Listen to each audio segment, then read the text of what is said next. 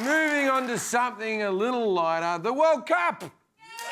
Yes, the world's biggest sporting event is underway right now in Russia. So for anyone hoping to make the trip, we'd like to present the Jim Jeffries Lonesome Planet Guide to Russia.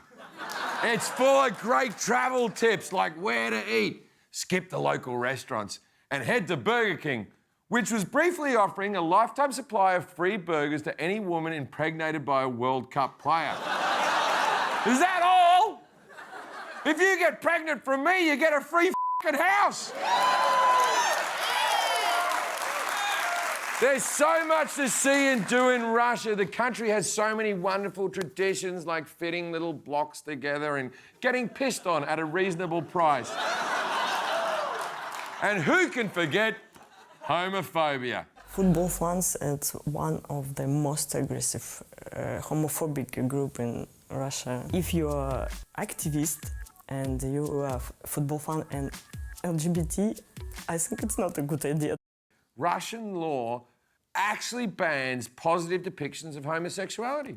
In fact, their version of Queer Eye is just 5 straight men who go to another guy's house. Looks good, very nice.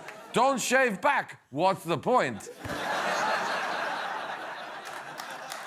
In at least one city, residents are encouraged to tell police when they see gay men kissing. So during halftime, make sure you enjoy the new kiss. Go ahead, kiss. I dare you, kiss. Cam. But wouldn't you know it, there's more to love about Russia than its rich tapestry of anti-gay hatred. There's also its infectious spirit of racism. FIFA fined Russia £22,000 after black players for the French national team were targeted with monkey chants during a game in St. Petersburg. Yes, all those great Russian traditions like monkey chants and black players having bananas thrown at them. And Russian bananas are even more insulting because you peel one, then there's a smaller banana inside, then you peel that, and then there's a smaller banana inside. And this goes on and on and on until there's a little tiny fortune cookie note in the middle that just says the N-word.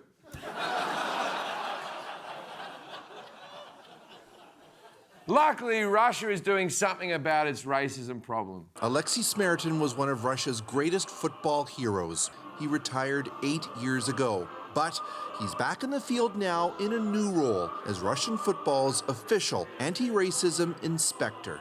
A racism inspector? I mean, how did we think of this before?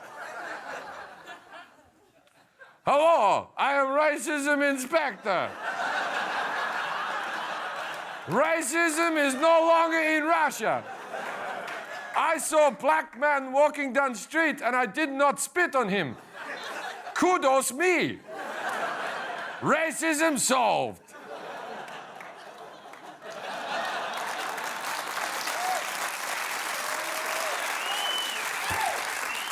Okay, yes, Russia is not a great place for gay people or black people or people. But the great thing about visiting the World Cup is that everyone gets the shit kicked out of them. Russia is home to some of the world's most notorious soccer hooligans. At last year's Euro Cup in Marseille, France, a coordinated attack by hooligans from Moscow put close to 30 England supporters in the hospital. The surprise attack was the result of months of organized training. Кидаем плечики, пацаны. All right, you're not going to tell me that that's a bunch of closeted homosexuals working out their frustrations on each other? Right?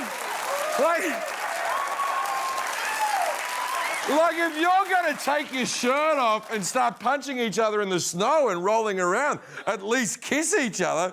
It's like, okay, here's the rules. First person to come is loser. Winner gets to drink. To the victor is the spoils. Yum, yum,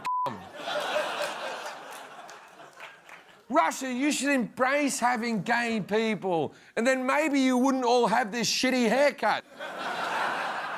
Russia, you're super gay, right?